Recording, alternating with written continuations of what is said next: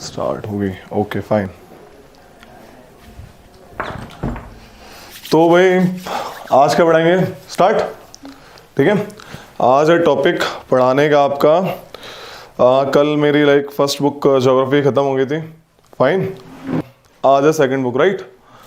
In second book हम start करेंगे कि ज्योग्राफी का चैप्टर जो है आपका पहला वाला, राइट। तो फर्स्ट बुक में क्या था, नॉर्मली हमने इंडियन ज्योग्राफी के बारे में बात करी थी, ऑल्दो मुझे सेकंड में करवानी चाहिए, मैंने पहले करवा दी थी। तो आज जो है हमारा जो चैप्टर है वो डील करेंगे हम कि लाइए तुम सेकंड बुक, नहीं एटलस आ गई गलती से। ओके कोई नहीं। तो second book deals with the general concept about geography, कि एक्चुअल में ज्योग्राफी है क्या, किस चीज से बनी है। ठीक है, ज्योग्राफी में पढ़ते क्या क्या है, लाइक ओशनोग्राफी, ओशंस के बारे में पढ़ते हैं, क्लाइमेट के बारे में पढ़ते हैं, पहाड़ों के बारे में पढ़ते हैं, राइट। ये सब हम वर्ल्ड लेवल पे देखेंगे इस वाली बुक में। यही है चैप्टर 1 है इस ज्योग्राफी का। Chapter 1 of this book of geography considers only what is geography. ठीक है, तो उसमें एक चीज इंपॉर्टेंट है उस पूरे चैप्टर में, क्या, who gave the term geography. Previous question आया हुआ है, एराटोस्थेनीज अ ग्रीक स्कॉलर, लिख लो इसको, the Greek scholar Eratosthenes, ERETOS, THENES, Thenes, gave the term geography। तो इसमें क्या सीन है, ज्योग्राफी का मतलब क्या होता है, जियो एंड ग्राफोस। ठीक है, geo means earth and graphos means study of earth, यही ज्योग्राफी। अर्थ के बारे में उसके फिजिकल फीचर्स, लाइक माउंटेन्स हैं तो वहीं पे क्यों है, क्यों हमारे साउदर्न इंडिया में इतने सारे वॉल्केनो नहीं आते, क्यों अंडमान निकोबार में आते हैं, क्यों आपके हिमालयाज में लैंडस्लाइड वगैरह ज़्यादा होती हैं, क्यों हिमालयाज की हाइट सबसे ज़्यादा लंबी होती है, और अभी भी बड़ी हो रही है, उस दिन भी बताया था, कल ही बताया था, राइट। सो इनके origin, like what, where, why and when, ये क्या है, कहाँ पे है, क्यों है, और क्या है, कब से, when, like time, very good. ठीक है, तो ये सब चीजें हम ज्योग्राफी में देखते हैं, कोई भी चीज को लेके। ज्योग्राफी बहुत ज्यादा सब्जेक्ट है इन टर्म्स ऑफ रीजनिंग, इसके हर एक चीज में रीजनिंग है। कोई it's a science which deals with why the thing is there, why continents are apart. देखा जाए, ऐसे आज हम अगर पहुंचे उस चैप्टर में तो देखेंगे, ध्यान से देखो, साउथ अमेरिका का पोर्शन देख रहे हो, like this one eastern side, और अफ्रीका का पोर्शन देखो, अगर इनको मिलाया जाए तो मिल नहीं जाएंगे आराम से। तो people have also thought of this कि कभी ना कभी एक साथ थे, क्योंकि कोस्ट लाइन एकदम एग्जैक्ट मैच बना रही है। तो ये सब चीजें हैं जो कि ज्योग्राफी डील करती है। तो इस बुक में कॉन्सेप्ट बेस्ड चीजें ज्यादा है। हरिवंश तुम्हें ना बीच में आ रहा, दिख नहीं रहे मुझे, ओके फाइन। तो इस बुक में कॉन्सेप्ट बेस्ड चीजें ज्यादा है, राइट। तो पहला क्या है आपका, geography is the study of अर्थ, लिख लो इसको भी, geography means study of earth, right भाई।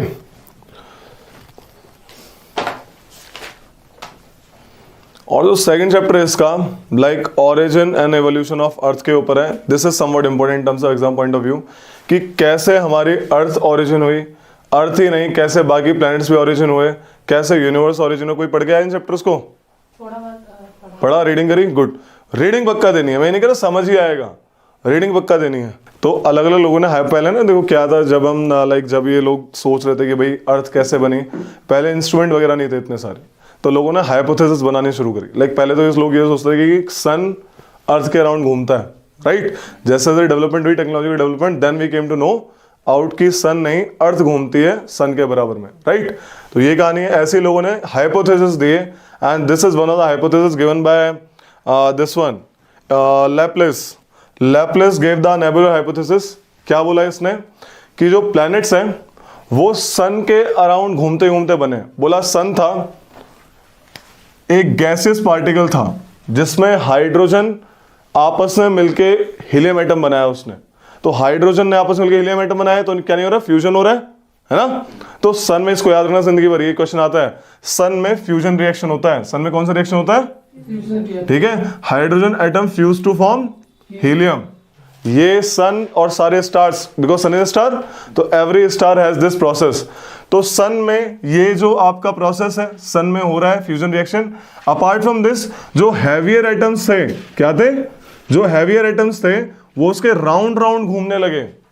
ये हैवियर एटम्स है like CO2, N2, FeO2 and dust particles, ये सब इसके राउंड राउंड घूमने लगे और राउंड राउंड घूमते घूमते ये इकट्ठे होते गए। इकट्ठे हुए तो इनमें कोहेशन हुआ, फोर्स लगी, आपस में चिपके, एक्रीशन हुआ, वही चिपकना एक तरीके से, और फाइनली ये घूमते घूमते राउंड शेप बॉडी प्लैनेट में कन्वर्ट हुई। पहले प्लैनेटिसिमल्स, मतलब वही स्मॉल पार्टिकल्स को थोड़ा जोड़ दो और प्लैनेटिमल्स से बन गया आपका क्या, प्लैनेट। समझ आई? इसलिए सारे प्लैनेट सन के साइड में घूम रहे हैं। ये थे नेबुलर हाइपोथेसिस। नेबुलर मतलब क्लाउड लाइक स्ट्रक्चर, सारे गैसेस पार्टिकल्स है, गैस में डस्ट पार्टिकल भी आए, ठीक है। ये सब आपस में घूमते रहे। बाहर की तरफ कौन घूम रहा है, heavier atoms, they are heavier atoms जो कि बाहर की तरफ सेटल हुए। जो लो एटम थे उन्होंने फ्यूजन करा सन में आके, that is hydrogen and helium, है ना। पीरियोडिक टेबल के स्टार्टिंग के सब में हाइड्रोजन हीलियम, हा हेली बेबी, राइट। तो ये मामला था नेबुलर हाइपोथेसिस का। किसने दिया, लैपलेस ने। नेबुला क्या होता है, cloud like structure, cloud like structure बना रहा है। तो ऐसा इसने हाइपोथेसिस दी अराउंड 1796। बताओ, हमारे यहाँ पे तो ब्रिटिशर्स धूम मचा रहे थे इस टाइम, है 1764 बैटल ऑफ बक्सर, ठीक है। हम क्या ही सोचते हैं इसके बारे में, राइट। तो दिस इज नेबुलर हाइपोथेसिस। ये मैंने बता दिया, ऐसा सच इंपॉर्टेंट नहीं है, बस इसमें क्या इंपॉर्टेंट है कि नेबुलर हाइपोथेसिस किसने दिया। तो उसको डायग्राम बना लो हल्का सा। इंपॉर्टेंट ये है बिग बैंग थ्योरी जो आज भी फॉलो हो रही है, ओके। इसको बना लो फटाक से। नेबुलर हाइपोथेसिस हेडिंग डालो, लिखो nebular hypothesis given by Laplace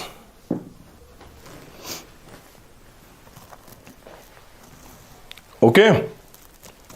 किसी ने कहा, जैसे एक बंदा था आपका दिस वन कैम्बर्लन मोल्टन, इन्होंने कहा क्या बोला, सन है, सन ही घूम, सन में से ही क्या निकला, एक स्टार निकला, एक पार्टिकल निकला। क्या हुआ था, सन ऐसे था नॉर्मल, पहले सबसे पहले सन था, एक स्टार आया, ठीक है। स्टार इसके पास से निकला, जब स्टार इसके पास से निकला इसके कुछ पार्टिकल्स सेपरेट होकर इसके आसपास घूमने लगे और वो पार्टिकल्स आपस में बाद में फ्यूज होते होते प्लैनेट बन गए। हाइपोथेसिस है, इनका कोई रोल नहीं है लाइक ये रियलिटी है लाइक कुछ भी है। तो बोला अर्थ ऐसे बनी, this is given by this one Chamberlin Moulton, okay. तो this is something related to normal hypothesis. अब क्या हुआ, लोगों ने बोला कि अर्थ ही नहीं, late consider about universe. Universe कैसे बना, universe like Galaxy, stars, meteors, बहुत सारे प्लैनेट, मून कैसे आया, है ना, डॉर्फ प्लैनेट, ये सब कैसे, यूनिवर्स कैसे एग्जिस्ट हुआ। Then a theory came which is known as big bang theory. Which theory, big bang theory. It was given by George Lemaitre in 1927। It is also called expanding universe theory, okay. क्या होता है इसमें, एक बंदे ने बोला starting में ये लाइक कि apart from big bang theory से अपार्ट है, लाइक बता रहा हूँ क्या बोला उसने, उसका नाम था एडविन हबल। एडविन हबल इन 1920 कहते हैं ये भाई साहब कि हमारा यूनिवर्स एक्सपेंड हो रहा है। एडविन हबल एक साइंटिस्ट था, एडविन हबल, ये भाई साहब कहते हैं हमारा यूनिवर्स एक्सपेंड हो रहा है। इसका मतलब क्या है कि हमारा यूनिवर्स, जो हमारे आपस में यूनिवर्स हैं उसमें बहुत सारी जो गैलेक्सी हैं वो दूर दूर जाती जा रही हैं। जैसे जैसे टाइम निकल रहा है वो और भी दूर सेपरेट होती जा रही हैं। फॉर एग्जांपल लेते हैं, अगर कोई बैलून है, अगर मैं बैलून लेता हूँ उस पर एक डॉट लगाता हूँ और उसको फुलाता हूँ, ठीक है। जब फुलाऊंगा तो क्या होगा, वो डॉट्स दूर दूर हो जाएंगी, है ना, बैलून के ऊपर। तो ऐसे ही एग्जाम्पल दिया एडविन हबल ने कि जिस प्रकार से डॉट दूर दूर होती गई विद टाइम हमारी गैलेक्सीज, वैसे हमारी कौन सी, मिल्की वे गैलेक्सी। तो there are so many galaxies in the universe जो कि धीरे धीरे अपार्ट बहुत दूर दूर चली जाती जा रही हैं, फाइन। तो ये कहानी बोली किसने, एडविन हबल ने। लेकिन इसने जो पॉइंट दिया लोगों ने एक्सेप्ट तो करा, लेकिन बोला इन्होंने कि it was partially correct. Why, balloon example given by Edwin Hubble was partially correct. Why, because जब balloon, this is balloon right, जब उसने फुलाया, जब फुलाया तो ये तो दूर दूर जा रहे थे पॉइंट्स, राइट, जो उसने बोला गैलेक्सीज है, दिख रहा है सबको। लेकिन जब फुला रहा था तो ये आपस में भी चौड़े हो रहे थे, है ना, एक्सपेंड हो रहे होंगे, हाँ है ना। अरे जब बैलून पे लगाएंगे तो वो चीज चौड़ी नहीं होगी अपने आप, तो ऐसा थोड़ी हो रहा है, अर्थ क्या चौड़ी होती जा रही है क्या। तो ये पार्शियली करेक्ट बोला गया, पूरा करेक्ट नहीं, अर्थ थोड़ी चौड़ी हो रही है, अर्थ थोड़ी एक्सपेंड हो रही है ना। तो दिस वाज द केस कि गैलेक्सीज खुद में एक्सपेंड नहीं हो रही है, बाकी गैलेक्सीज दूर दूर जाती जा रही हैं। That's why this example was partially correct, not fully correct. समझाया क्यों पार्शियली करेक्ट है, ऐसा एडविन हबल की थ्योरी थी। अब आए जॉर्ज लमाइटर, ये कहते हैं, इन्होंने बहुत जा रही है, क्या, कैसे जा रही है दूर दूर? It is like with time अपने आप दूर दूर जा रही है। इसका लाइक फोर्स नहीं बताया इन्होंने कि लाइक क्या क्या फोर्स है, क्या है। वहाँ तो कोई ग्रेविटी, कोई तो फोर्स लगेगी नहीं वहाँ। ग्रेविटी क्यों नहीं लगेगी? सर वहाँ थोड़ी होगी, स्पेस में ग्रेविटी है क्या? स्पेस में ग्रेविटी नहीं है। अगर स्पेस में ग्रेविटी नहीं होती तो अर्थ घूमती अर्थ के अराउंड। सर वो तो स्पेस में एटमॉस्फेयर नहीं है, ग्रेविटी है। ग्रेविटी क्या होती है? What is the formula of gravitational force? G G capital M छोटा एम अपॉन आर स्क्वायर। तो कैपिटल जी भी है। दो प्लैनेट लाइक ग्रेविटी फोर्स पता कहाँ लगती है? किसी भी दो बॉडी के बीच में। कोई भी चाहे लाइक तुम दोनों के बीच में ग्रेविटी लग रही है, तुम दोनों के बीच में ग्रेविटी लग रही है। Any two body have gravitational force of attraction. सिर्फ धरती में ही नहीं होती है, एनीबॉडी। जितना ज्यादा डिस्टेंस हो जाता है उतनी कम होती जाती है, क्योंकि ये तो कांस्टेंट रहेगा capital G, right, gravitational constant. ये बदलता है और ये बदलते हैं, दो बॉडी है ना, यही कहानी है। तो ग्रेविटी है, that's why they are like, that's why our this one our earth is rotating in exact same orbits. Otherwise ये लोग क्या हो जाते, कोलाइड हो जाते हैं, है ना, ग्रेविटी नहीं होती तो, या फिर कहीं और ही चले जाते, because of some gravitational like less attraction they are going away. तो ऐसा इन्होंने ऐसा मान के चला कि विद टाइम ये हमारी जो गैलेक्सी एक्सपेंड होती जा रही है, गैलेक्सी मतलब यूनिवर्स एक्सपेंड होता जा रहा है, गैलेक्सीज दूर दूर जाती जा रही हैं, ऐसा उन्होंने बोला एक्सपेंडिंग यूनिवर्स थ्योरी में बाय बैलून एग्जांपल। लेकिन that was partially correct only. Okay, अब आता है बिग बैंग थ्योरी।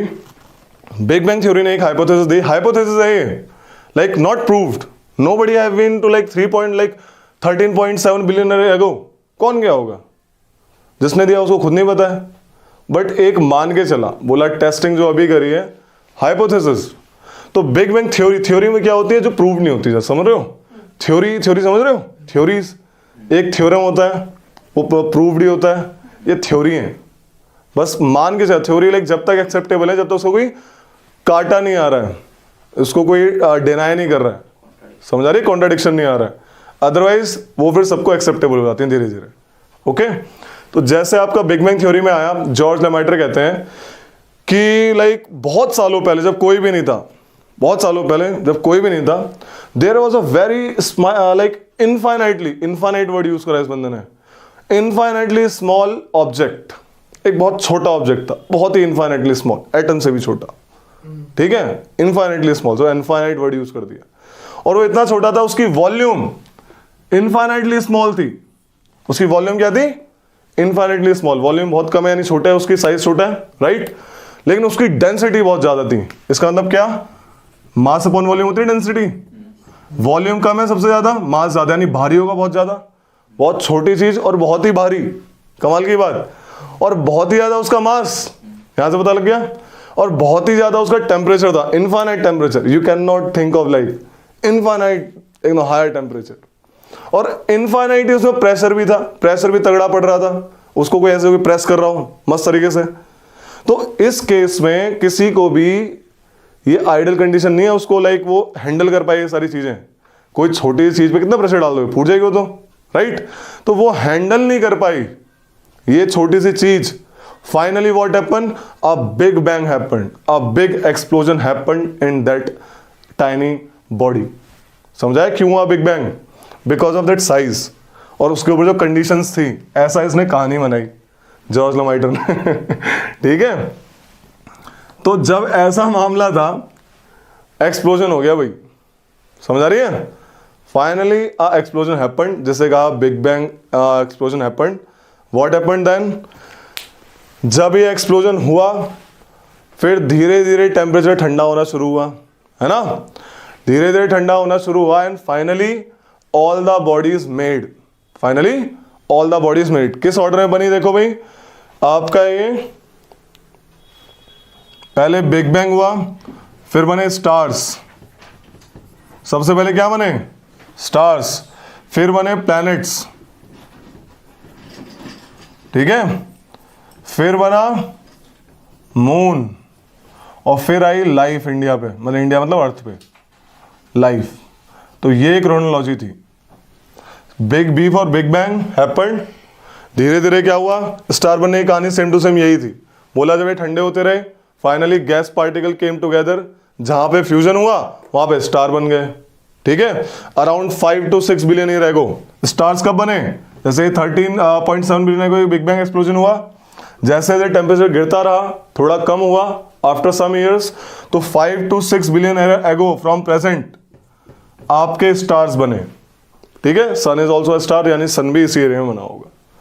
धीरे धीरे क्या हुआ, स्टार्स के आसपास हैवियर पार्टिकल सेटल होने लग गए बाहर की तरफ। ठीक है, सेम कहानी यहां पर रिपीट होगी, बाहर ये आपके प्लैनेट इकट्ठे होने शुरू हो गए and finally what happened, planet बनने शुरू हुआ। प्लैनेट मतलब अर्थ, अर्थ यानी कि 4.6 बिलियन ईयर अगो। समझ आया? अभी प्लैनेट के बारे में बात करेंगे, इतना समझ आया बिग बैंग के बारे में? प्लैनेट इंपॉर्टेंट है, बात करेंगे इसका इंपॉर्टेंट पार्ट है। तो बिग बैंग थ्योरी को इसको हल्का बना लो, ये इतना बना लो। ठीक है, बिग बैंग थ्योरी को यहां तक बना लो, और ये वाला डायग्राम बना लिया, बना लो इसको। प्लैनेट के बारे में बात करेंगे, प्लैनेट में like inner planets, outer planet. भैया जब आप कह रहे हो कि वो टाइनी सा पार्टिकल है, उसका इनफाइनाइट मास है, डेंसिटी बहुत बड़ी है, तो फिर वॉल्यूम कैसे छोटी रह गई उसकी? ये वॉल्यूम दिख रही है, डेंसिटी कब बड़ी होगी? जब उसकी वॉल्यूम छोटी होगी। समझ आ रही है? फॉर्मूला ये होता ना कि नहीं होता? डेंसिटी कब होगी किसी चीज की बड़ी? जब उसका मास बड़ा होगा, ना कि वॉल्यूम। तो ऑब्वियसली जब डेंसिटी बड़ी है, मास उससे बड़ा है, तो वॉल्यूम सबसे छोटी रहेगी अपने आप। ये कहानी ऐसा थ्योरी में कंसीडर करा उसने कि जब कोई भी नहीं था तब ऐसी एक बॉडी थी, ऐसी थ्योरी बनाई। ये बना लिया ना, मिटा दो इसको। कितने प्लैनेट है मनीष? शायद हमारे मतलब इसमें क्या बोलते हैं उसको, सोलर सिस्टम में 8 प्लैनेट। नाम बताओ स्टार्टिंग से। Mercury, Venus, Earth, Mars, Jupiter, then Saturn, Uranus, Neptune. Pluto क्यों नहीं है? प्लूटो कंसीडर नहीं करते। ऑर्बिटर। Very good. सिर्फ यही प्लैनेट है प्लूटो, या फिर और भी है? इसे क्या बोलेंगे आप? प्लूटो क्या बोलेंगे आप? ऐसे बहुत सारे। Very good, dwarf planet. क्या बोलेंगे? एक्चुअल में प्लूटो पहले प्लैनेट था, फिर इनकी नई डेफिनेशन के हिसाब से प्लूटो का साइज फिट नहीं हो पाया। बोला प्लूटो थोड़ा सा इसमें ये चीज कंडीशन नहीं, इतना बिग इनफ नहीं है, फिर कुछ उसमें वो चीज नहीं जो भी उनकी डेफिनेशन थी, नई डेफिनेशन के हिसाब से फिट नहीं बैठ पाया। बहुत टाइम लेता था। ठीक है, काफी दूर था, तो उसको बोला प्लैनेट जैसा है लेकिन ड्वार्फ प्लैनेट है। ऐसा नहीं प्लूटो गायब हो गया, प्लूटो है, बट प्लूटो को ड्वार्फ प्लैनेट बोला कि not like false planet, not exact planet. ठीक है, ड्वार्फ प्लैनेट की कैटेगरी में डाला गया। तो इसमें बहुत सारे प्लैनेट है ड्वार्फ में, लाइक ये इंपॉर्टेंट है, लाइक देख तो प्लूटो ही हो गया आपका। ठीक है, एक है Eris, ERIS, Eris, Ceres, Haumea, Make, ये है ड्वार्फ प्लैनेट। ठीक है भाई, लिख लो इनको। ये है आपका फारदेस्ट फ्रॉम सन, सबसे दूर ड्वार्फ प्लैनेट कौन सा है? ये फारदेस्ट फ्रॉम सन। ठीक है, और सेरिस किसका पार्ट है? सेरिस आपका है एस्टेरॉइड बेल्ट का पार्ट।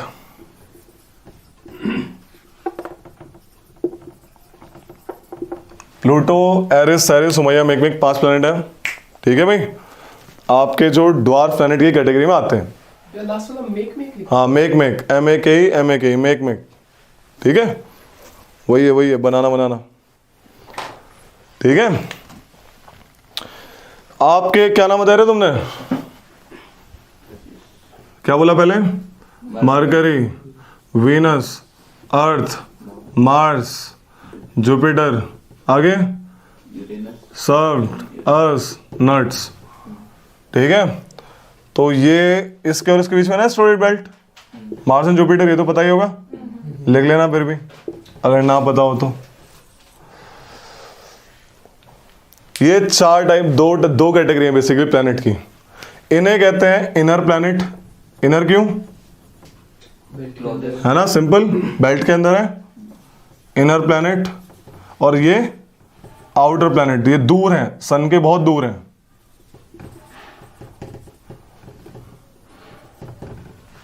इन्हें अर्थ लाइक प्लैनेट भी कहते हैं। क्या कहते हैं?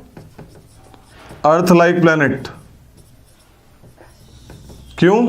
ये रॉक से ज्यादा बने हुए हैं, रॉकी मटेरियल है इनके पास, ठीक है, पथरीला रॉकी मटेरियल है। और ये वाले प्लैनेट कैसे हैं? जॉवियन प्लैनेट, जुपिटर लाइक, जॉवियन प्लैनेट कहते हैं इनको, ये चारों को जॉवियन प्लैनेट्स, क्योंकि ये बड़े हैं साइज में और गैसेस ज्यादा है इनमें, गैसेस पार्टिकल्स ज्यादा हैं। हीलियम, हीलियम का एटमॉस्फेयर बहुत है इनके पास, हाइड्रोजन हीलियम बहुत है इनके पास, ठीक है, इनके पास गैसेस पार्टिकल कम है। ओके, बता दिया। ये जनरली स्मॉल है, these are small, these are large, ठीक है। अब ऐसा क्यों हुआ? ये वाले रॉकी क्यों बने और वो वाले आपके क्या कहते हैं, उधर वाले गैसेस क्यों रह गए? इसका रीजन बड़ा प्यारा दिया हुआ है। क्या हुआ था जब ये आपके प्लैनेट्स बने थे, ओके, ये है सन सबसे बड़ा, ओके, ये स्टार्टिंग के 4 एस्टेरॉयड बेल्ट, ठीक है भाई, बाकी के 4 समझ आ गई? Mercury, Venus, Earth, Mars, Jupiter, Saturn, Uranus, Neptune. तो हुआ क्या, सन के पास है ये, तो टेम्परेचर किसका ज्यादा होगा? है ना, इन लोगों का ज्यादा होगा जो सन के पास है, तो टेम्परेचर इनका ज्यादा था, तो इनके पास एटमॉस्फेयर में गैसेस काफी थी, समझ आ गई?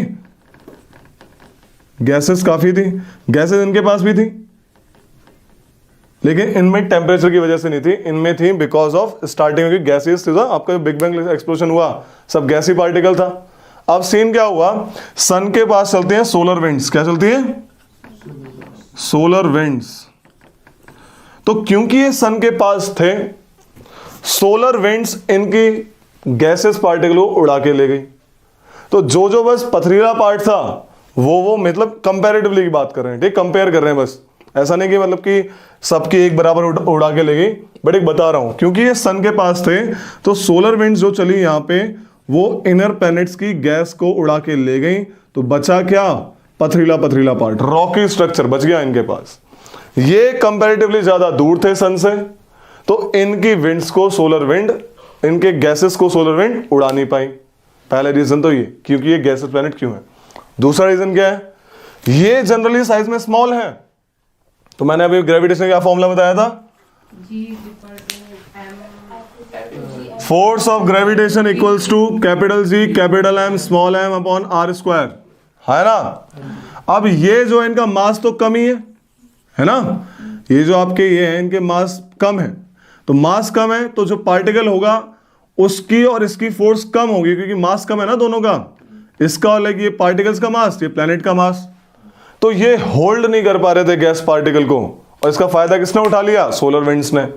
इनका तो मास गजब है, एकदम बड़े बड़े प्लैनेट साइज में, तो मास ज्यादा था, ग्रेविटेशनल अट्रैक्शन ज्यादा लगा, तो आपके गैसेस पार्टिकल वहीं पे रहे। तो ये रीजन है इनके गैसेस होने का और इनके रॉकी स्ट्रक्चर होने का। समझ आया इतना सा? तभी अर्थ का वो जो हीलियम हाइड्रोजन ये सब निकल गया, तभी ऑक्सीजन क्यों आई बताएंगे इसको अभी आगे। अर्थ में ही लाइफ क्यों आई ये भी बताएंगे, ठीक है। इतना समझा है इनर और आउटर प्लैनेट्स का। लिख लो इसको फटाक से हल्का फुल्का, कि इन ऐसे यही बना लो direct, inner planets outer planet, चार नाम इधर चार नाम इधर, लिख लिया इनर आउटर, इसमें लिख लिया ये अर्थ लाइक प्लैनेट कहते हैं इनको, और ये जॉवियन प्लैनेट्स और gas giant planet, gas giant planet. हाँ सुधीर रीड करो तुम, पहला रीजन रीड करो। The terrestrial planets were formed in the close vicinity of the parent star, where it was too warm for gases to condense to solid particles. समझ में आया? यहाँ पे गैसेस इतनी गर्म थी कि वो सॉलिड पार्टिकल में ठीक से प्रॉपर कन्वर्ट नहीं हो पाई, तो जो कन्वर्ट हो पाई वो रह गया, और जो नहीं हुआ उसको उड़ा के ले गए सोलर विंड्स। सेकंड पार्ट पढ़ो। ये खत्म नहीं हो गया, थोड़ा सा बचा।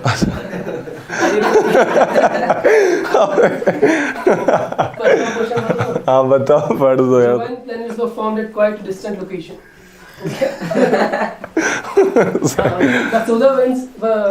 The solar wind was most intense nearer the sun, so it blew off lot of gases and dust from the terrestrial planet.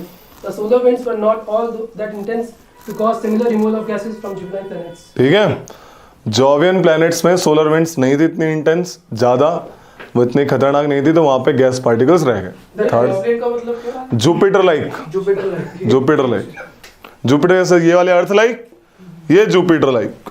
Okay, The terrestrial planets are smaller and their lower gravity could not hold the escaping gases. Gravity समझ आया, छोटे हैं तो gravity छोटी होगी. तो भैया जैसे जुपिटर का और बड़ा होता होगा, और क्या? बड़ा होता जा रहा होगा ऐसे, तो कि ग्रेविटी बड़ी है, गैसेस भी हैं, आ रही हैं, बड़ा होता जाता है. गैसेस जो थी अब उसके पास उतनी सी हैं. अब गैसेस कहाँ से आएंगी? एक्सपेंड, लाइक आपका प्लैनेट एक्सपेंड नहीं हो रहा है, गैलेक्सीज खुद में एक्सपेंड नहीं हो रही है, बट गैलेक्सीज आपस में एक दूसरे से दूर जा रही हैं. समझ आ रही है ये कहानी? वो जो पहले का इन्होंने मामला बताया वो है कि अब तक ये चल रहा है. ओके, अर्थ का चला गया वाला एटमॉस्फेयर. अर्थ में गैसेस कहाँ से आ रही है? अर्थ में बिकॉज ऑफ दिस फोटोसिंथेसिस. ठीक है, हमारा एटमॉस्फेयर वाला मामला अलग है, उसका अलग है. उसका एटमॉस्फेयर वही पहले वाला ही है, हमारा वाला चेंज हो चुका है. उसका एटमॉस्फेयर अभी भी हाइड्रोजन हीलियम का बना हुआ है, सल्फर सल्फ्यूरिक एसिड प्रॉपर तरीके से. वहाँ पे हमारे यहाँ पे चेंज हो गया atmosphere because of these 3 reasons. वहाँ पे मामला वही है. ठीक है, तो ये कहानी है. अब आता है भाई अर्थ के बारे में कि अर्थ में ऐसा क्या हुआ जो अर्थ में लाइफ आ गई. लेकिन थोड़ा इनके प्लैनेट्स के बारे में लिख लेते हैं, कि लिख लो थोड़ा सा प्लैनेट्स के बारे में, कि सैटर्न लिखो. Saturn has largest number of satellites. Question आया था इस बार. Oh, yes, by that. Saturn planet has the largest number of satellites in the solar system.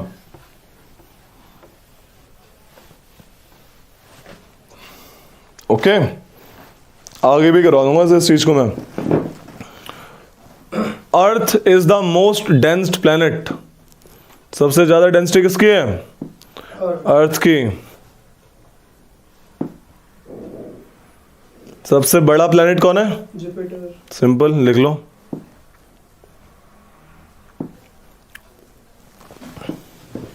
What is radius of Earth? 6400. Very good, 6400 kilometers, right? लेकिन exact है 6378.137 kilometres. कभी अगर question आएगा ना इस पे आएगा, इस पे नहीं आएगा. कि कभी कभी कुछ भी आता है, तो कभी डायरेक्ट क्वेश्चन आता है ना, लाइक एग्जैक्ट जिसे कहते हैं. जुपिटर है. ये अर्थ का है, अर्थ का radius 6378.137 kilometres. It's the radius of earth. Equatorial radius है, इक्वेटर वाली. ठीक है, पोलर की थोड़ी छोटी होगी, ऑब्वियस सी बात है. अब आता है कि भाई एवोल्यूशन ऑफ अर्थ, मतलब अर्थ में ऐसा क्या हुआ. देखो अर्थ में ना क्या क्या आपका, अर्थ में आपका लिथोस्फेयर यानी लैंड एरिया,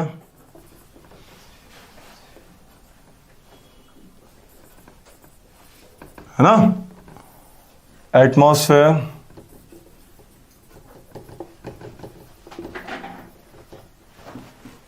ओके. इसी में ही बता दूंगा कि पानी कैसा है, हाइड्रोस्फेयर वगैरह ये सब. अभी इन दोनों को इन दोनों को देख लो कि अर्थ का एटमॉस्फेयर कैसे बना और अर्थ का लिथोस्फेयर कैसे बना. अर्थ मैंने बताया like other planets made up after 4.6 billion year ago. लिख लो इसको. Earth like other planet made up after 4.6 billion year ago.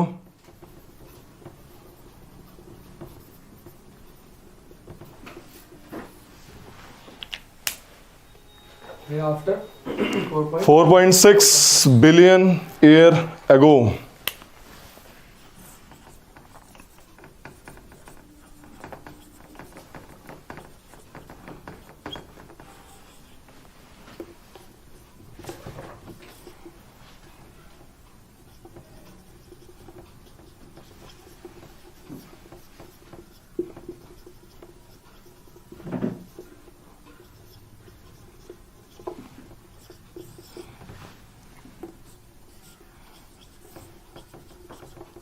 दिख रहा है या मार्कर चेंज करूं? हल्का फुल्का है ना, डीगैसिंग एंड वही फोटोसिंथेसिस वगैरह.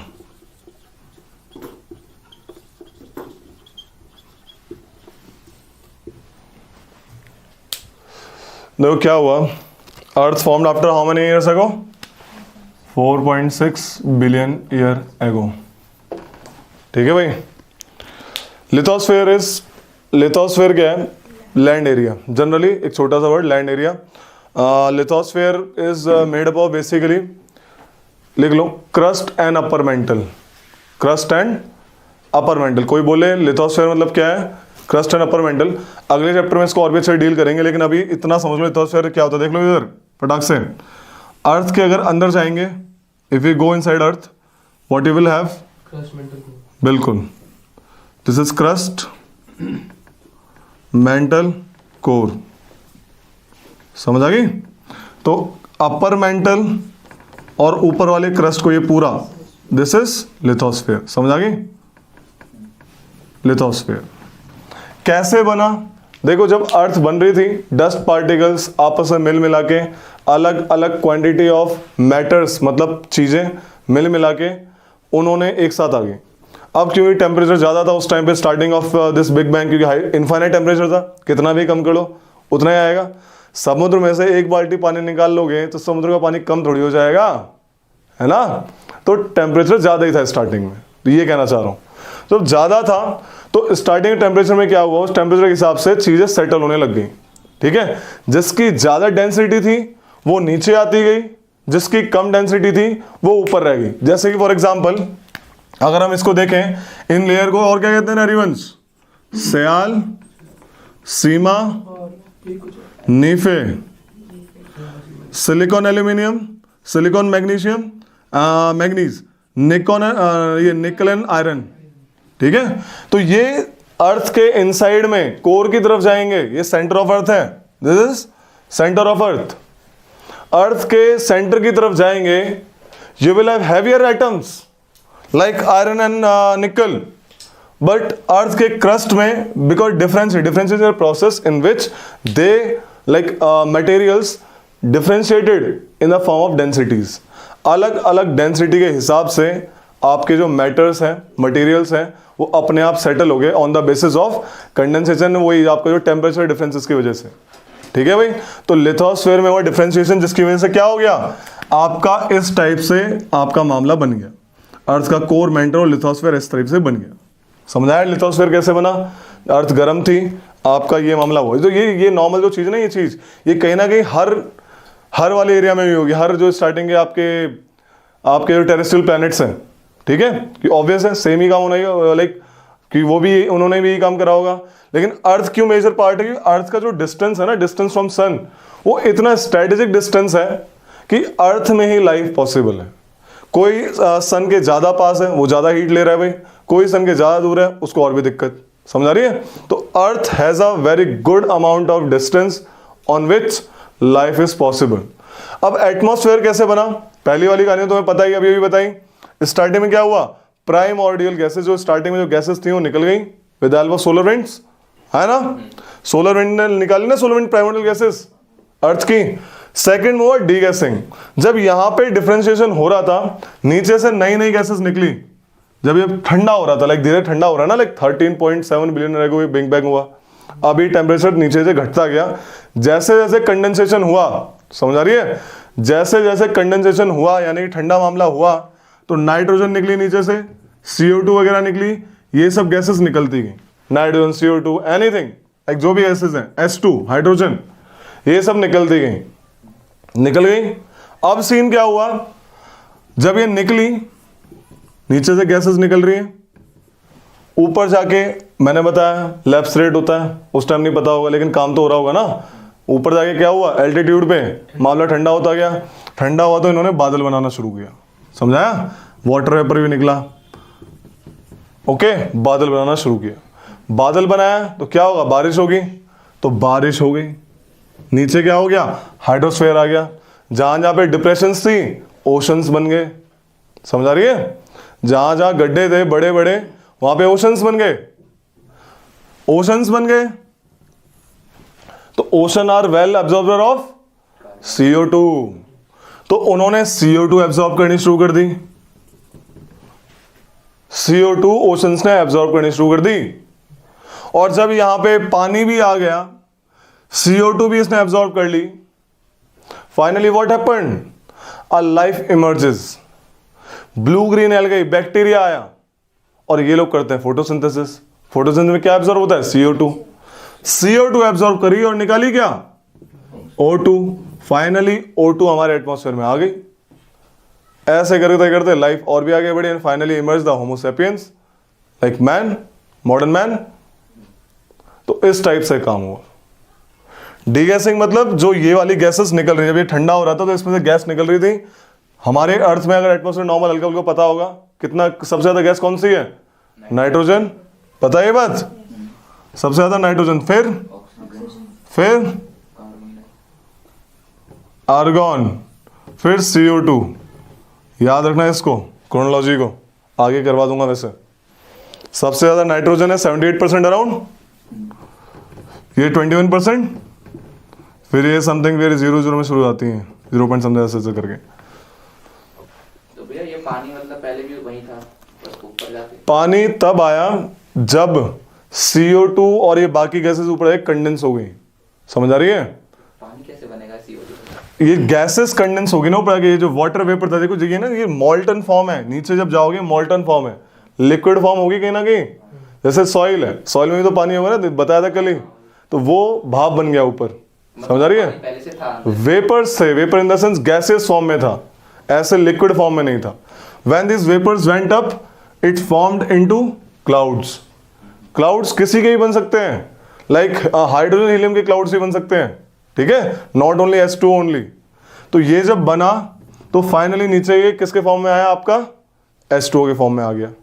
हाइड्रोजन O2 मिक्स हो गया, यहाँ पे हाइड्रोजन CO2 कुछ भी रिएक्शन हुआ होगा, कार्बन अलग, this one, and finally these oceans form with these raining.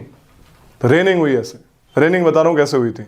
Gases से ऊपर गई, कंडेंस हुई, क्लाउड्स बने, क्लाउड्स बने तो पानी आया, पानी आया तो उन्होंने CO2 एब्जॉर्ब कर ली, CO2 एब्जॉर्ब करी तो फाइनली पानी में, मैंने बताया सबसे पहली लाइफ कहाँ हुई थी, ओशन में।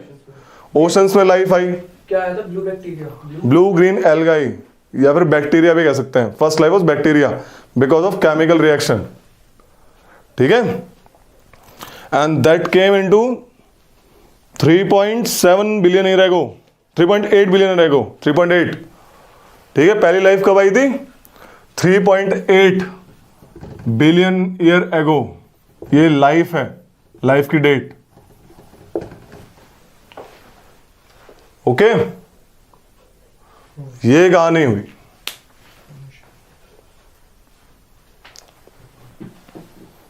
एक बुक खोलो, बुक में टेबल दी होगी, ओपन दिस टेबल।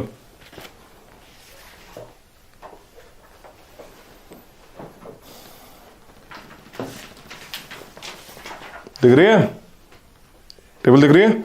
ऊपर देखो क्रोनोलॉजी है, एऑन सबसे ऊपर, एऑन, एरा, पीरियड, एपोएज। सबसे बड़ा अगर मैं देखूं इसको ऐसे कंसिडर करके देखो, देखो एऑन मतलब होता है ये, this is aeon, EONS, aeons. Era इसके अंदर होता है कि एक एऑन में बहुत सारे एराज होते हैं, समझ आ रही है? ये पीरियड, एक एरा में बहुत सारे पीरियड होते हैं। एपो एज, इस टाइप से मामला होता है, ठीक है। सबसे बड़ा टाइम पीरियड क्या है, एऑन्स, एऑन्स, एरा, पीरियड, एपो एज। इसको बना लेना, ये क्रोनोलॉजी पूछता है कि सबसे बड़ा टाइम पीरियड वाला मामला कौन सा है, एऑन है। लिथोस्फीयर में डिफरेंशिएशन हुई, समझ आया डिफरेंशिएशन क्या होता है? Because of high temperature material settled on the basis of densities, heavier metal settled below and lighter matters above. ये कहानी, ठीक है। हल्का हल्का लिखवाना है इसमें, लिख लो एवोल्यूशन ऑफ, फटाक से लिखो, एवोल्यूशन ऑफ लिथोस्फीयर में लिखो, एवोल्यूशन ऑफ लिथोस्फीयर, इसमें लिखो एवोल्यूशन ऑफ लिथोस्फीयर में। Through the process of differentiation, through the process of differentiation, question आता है कि डिफरेंशिएशन प्रोसेस किस में हुआ था, लिथोस्फीयर में हुआ था, सिंपल सी बात। Through the process of differentiation the earth forming material, the earth forming material, हाँ forming, the earth forming material got separated into different layers. Got separated into different layers.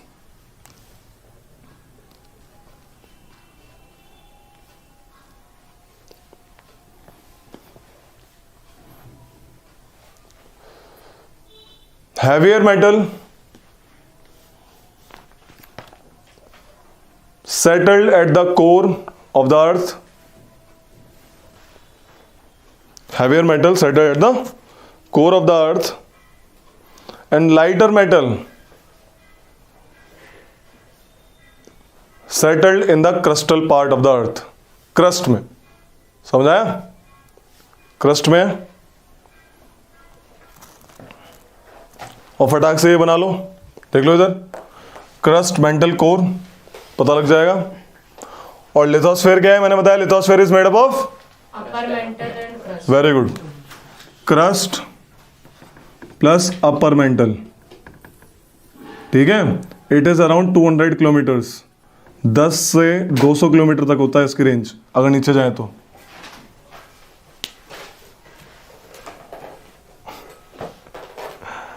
ठीक है, इंक पेन 10 से 200 kilometre. अभी बढ़िया वाला diagram बनाएंगे, ये वाला क्रस्ट मेंटल कोर का, और भी अच्छे समझ आएगा। ये तो रफ डायग्राम है, ऐसे एकदम सेग्रेड हो जाएगा।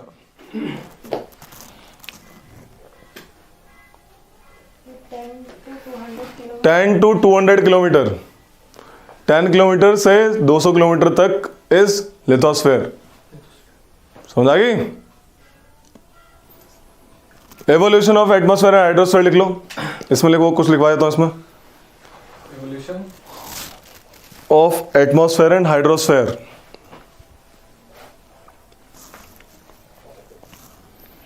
देखो ये तो अर्थ बता रहा हूं, ठीक है, अर्थ बता रहा हूं, अर्थ में लाइफ कैसा है। तो प्लेनेट एक तरीके का, प्लेनेट के तुरंत बाद ना, मतलब प्लेनेट में अर्थ की बात करें, लाइक बाकी प्लैनेट्स की भी देख लेंगे। अर्थ में एक मेटेओर आके टकराया था, समझ आ रही है? एक मेटेओर आके टकराया और वो अर्थ का थोड़ा सा हिस्सा तोड़ के ले गया, समझ आ रही है? तो थोड़ा सा हिस्सा तोड़ के ले गया, वो था हमारा मून। वो आज तक घूम रहा है अर्थ के साइड में। तो मून बाद में बनाया, मैंने बताया। पहले क्या बना? Big bang theory, Stars, planets, है ना? ऐसे ही था ना, ये बताना भूल गया था। तो मून ऐसे बना है आपका, अर्थ का ही पार्ट है, अर्थ की मिट्टी है वो। ओके, तो वो तो वहाँ पे लाइफ हो सकती है। अर्थ की मिट्टी लाइफ, उसका एरिया बदल गया ना, लाइक एरिया समझो, लाइक ऊपर का पार्ट ले गया है वो, लाइफ कैसे होगी? इतना पोर्शन ले गया है। इस सब का रोल है लाइफ पैदा होने में, इतने का रोल नहीं है, ठीक है। उसका डिस्टेंस बदल गया, काफी चीजें हैं, एक चीज नहीं है। अभी बताया तो इतनी सारी चीजें कैसे हुई, because of this thing. Residual heat है, पानी बरसा है, प्रॉपर सब कुछ हुआ, ये सब। और उसमें कोई लाइक कोई गैस ही नहीं थी, बस वो तो पत्थर वत्थर ले गया, पत्थर ही तो ले गया, गैस वैस थोड़ी है। मून पे कहाँ एटमॉस्फेयर, राइट? तो ये कहानी इसलिए क्यों होगी लाइफ उसमें इससे कहते हैं big splat theory of moon, ठीक है। तो मैं इसको क्यों बता रहा था, मैं इसको इसलिए बता रहा था, इधर देखो।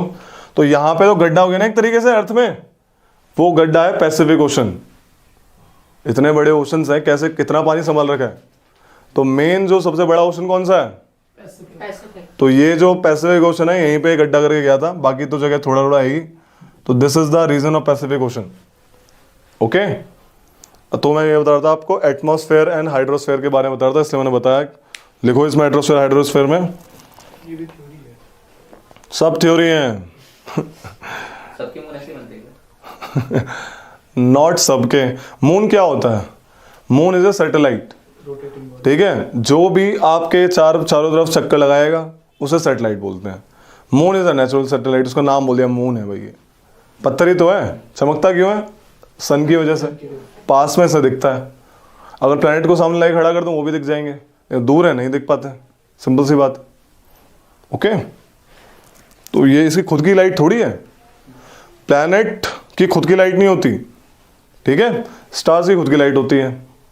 प्लैनेट रिफ्लेक्ट द लाइट जो आएगी, अब दूर है इसलिए दिखते नहीं है, टेलीस्कोप का यूज करना पड़ेगा।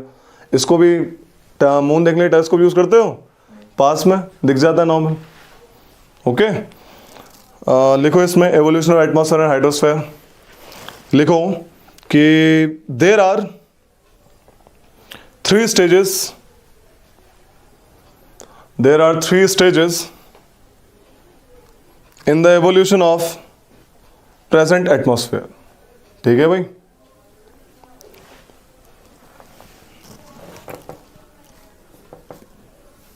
the first stage is marked by the loss of primordial atmosphere। वही पहला वाला primordial मतलब earlier, loss of earlier या primordial atmosphere, loss of primordial atmosphere कैसे हुई? Because of solar winds. लिख लो, because of solar winds.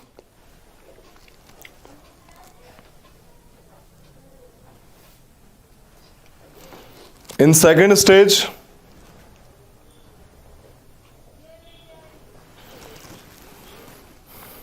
The hot interior of the अर्थ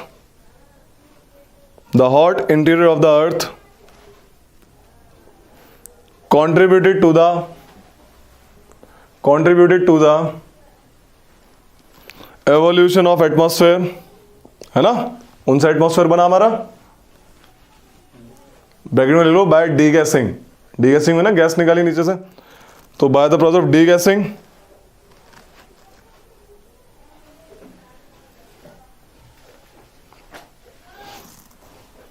और वाटर वेपर कहां से आया?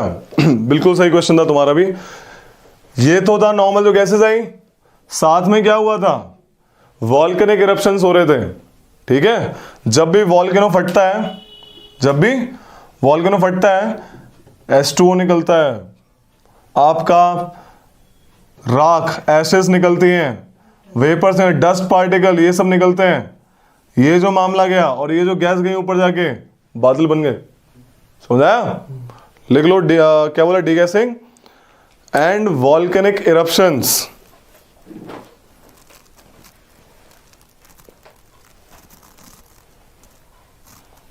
ठीक है, थर्ड स्टेज में क्या हुआ? Photosynthesis. In third stage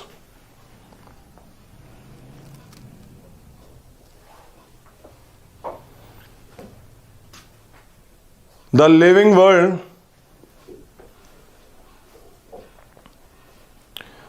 help in forming of atmosphere by the process of photosynthesis।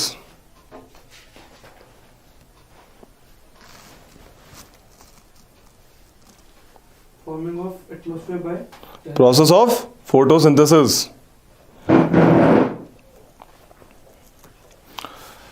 अर्थ कब बनी? 4.6 बिलियन एगो। उसके 500 मिलियन ईयर बाद ओशन बन गए थे। ठीक है, यानी 4.1 लगा लेंगे। ठीक है, लिख लो, earth's ocean formed after 500 million years from the formation of earth.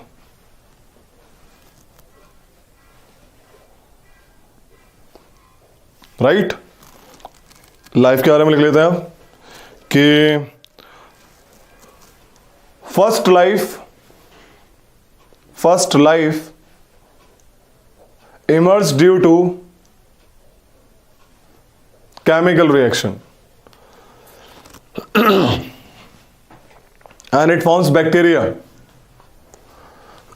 Bacteria बनाया इसने इन ओशन। पानी में धीरे पहली लाइफ। ठीक है, कब बनी? Around 3.8 billion year ago. 3.8 billion year ago.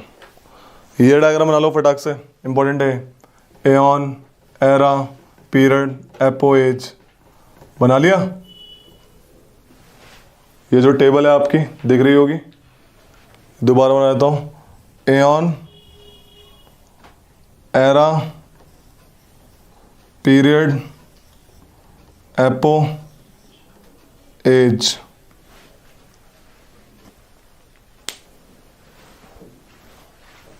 Direct पूछता है कौन सा टाइम पीरियड बड़े, टाइम पीरियड्स हैं, ठीक है। देखो EONS, एऑन सबसे ऊपर, देखो सबसे अच्छा एज,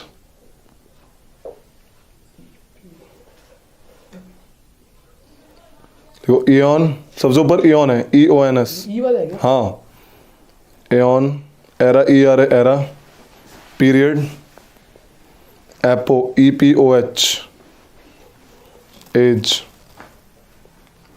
ठीक है। ये था इस चैप्टर में आपकी कहानी।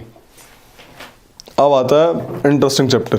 Chapter name is interior of the earth. Interior of the अर्थ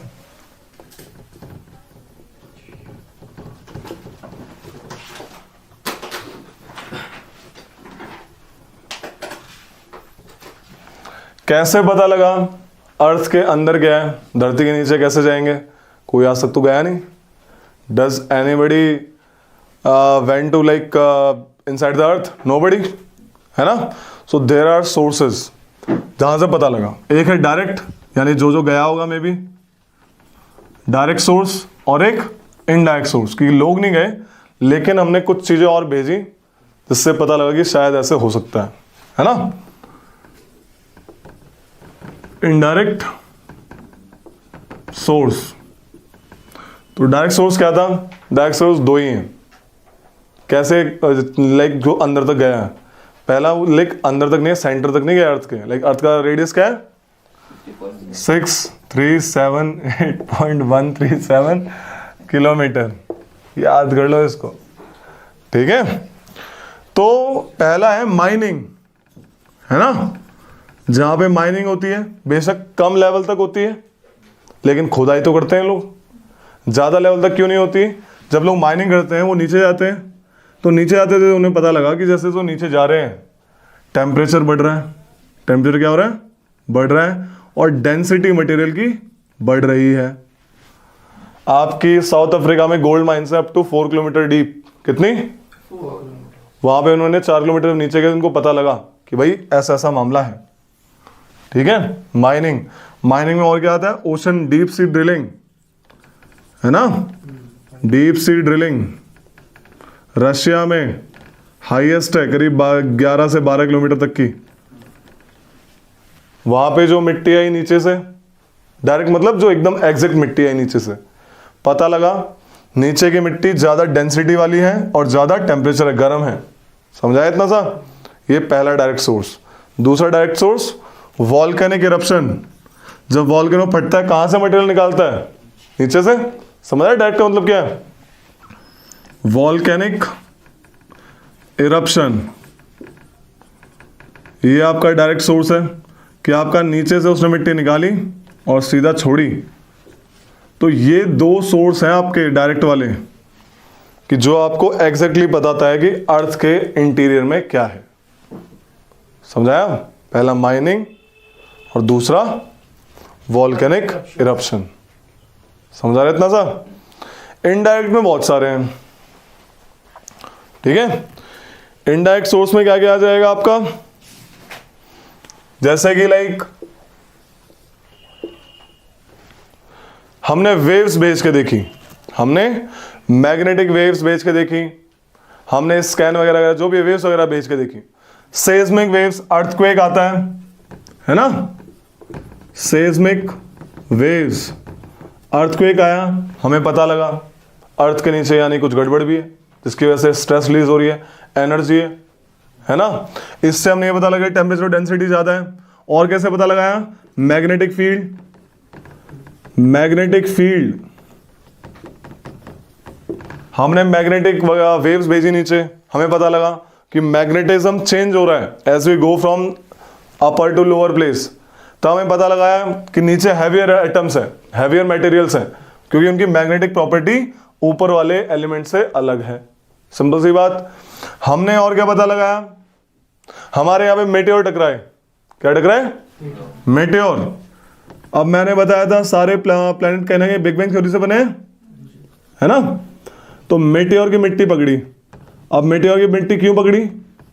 क्योंकि ये भी ऑब्वियस है, जिस प्रोसेस से अर्थ बना ये भी उससे बना होगा, लेकिन ये अर्थ की मिट्टी नहीं है, है ना, इसलिए इनडायरेक्ट सोर्स है। समझ आया? बेशक मिलेगा अर्थ के ऊपर, लेकिन इनडायरेक्ट क्यों? क्योंकि अर्थ का पार्ट नहीं है। Meteor is indirect source, right. Gravity, gravity यही फॉर्मूला से पता लगाई हमने, है ना। इनडायरेक्ट सोर्स फॉर्मूला है हमारे पास, हमने कांस्टेंट बना लिया एक m1 m2 depending upon the gravity. हमने देखा जैसे जैसे हम नीचे जाते हैं अलग अलग मटेरियल की अलग अलग ग्रेविटी है, ग्रेविटेशनल फील्ड चेंज हो रही है अलग अलग एरिया में, राइट। तो ये इनडायरेक्ट सोर्स है, लाइक जो डायरेक्टली नहीं मिलते, लेकिन हम based on calculation some other things we can easily able to find things कि अर्थ के इनसाइड क्या होगा। समझ आ रही है? तो ये कहानी थी। अब इसमें आता है सबसे बड़ी वेव, सेस्मिक वेव्स, यानी अर्थक्वेक के बारे में पहले बात करते हैं, फिर एक डायग्राम बनाऊंगा, उसके बाद उसको डील करेंगे। या पहले अर्थ का इंटीरियर बना दूं? इंटीरियर बना देते हैं पहले, है ना। डायग्राम बनाते हैं प्यारा प्यारा। इसको लिख लो, ये आता है क्वेश्चन डायरेक्ट। डायरेक्ट सोर्स कौन सा है, इनडायरेक्ट सोर्स कौन सा है, ठीक है। अब एक डायग्राम बना रहा हूं इंटीरियर ऑफ द अर्थ का, उसको बना लो, यानी क्रस्ट मेंटल कोर वाला चीज, right.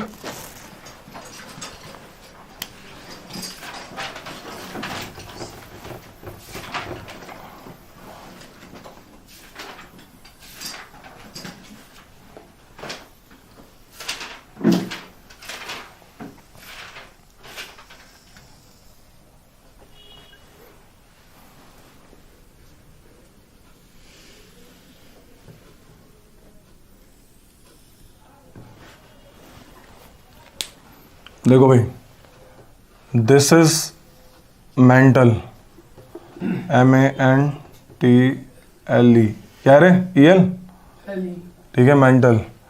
This is core, CORE, and this is crust, CRUST। समझ आ रही है इतनी सी बात? ये ना लाइन है इनके बीच में, सबके बीच में, कि आपस में किस किस लाइन से सेपरेटेड है। ये क्वेश्चन आता है, जैसे गुटेनबर्ग डिस्कंटिन्यूटी, मोहो डिस्कंटिन्यूटी, ऐसे करके, ठीक है। तो आपका ये जो क्रस्ट है, ये कॉन्टिनेंटल क्रस्ट है, ओशन क्रस्ट है, राइट। कॉन्टिनेंट मतलब जो कॉन्टिनेंट वाला पार्ट, ओशन में भी नीचे धरती है ना, तो वही वाला पार्ट। तो कॉन्टिनेंटल क्रस्ट और ओशन क्रस्ट किस से सेपरेटेड है? Conrad discontinuity, okay. और क्रस्ट और मेंटल किससे सेपरेटेड है? मोहो डिस्कंटिन्यूटी, ठीक है। मेंटल या मेंटल में आ गया अब दो part, upper mantle and lower mental. Upper mantle and lower mental, ऐसे ही आउटर कोर और इनर कोर। समझ आ गई? तो हमें सोर्सेस से पता लगा, उन्हीं से डायरेक्ट इनडायरेक्ट से, कि आउटर कोर कैसी है? लिक्विड है, और इनर कोर कैसी है? सॉलिड है, ठीक है भाई। तो जो अपर मेंटल और लोअर मेंटल है वो कैसे सेपरेटेड है? सैंगिटीन, रपीती, रपीती डिस्कंटिन्यूटी। और ये मेंटल और कोर कैसे सेपरेटेड है, देख रहे हो? Gutenberg, mental and core Gutenberg.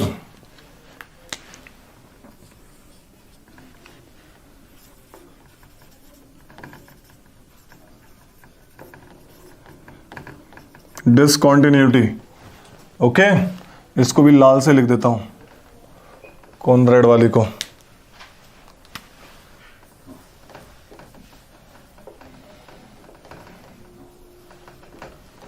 Okay. और ये वेरी गुड, कहाँ से देख रही हो, याद है? सर नोट्स बना very good, very good, very good. This is layman. Layman discounting कब बनाए थे? सर टाइम हो गया आपके पास आने वाला नवंबर में बनाए थे. ओके, गुड यार, गुड.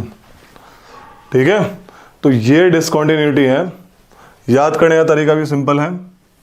या तो ऐसे कर लो, को मो रे ग्यू ले, को मो रेग्यूले.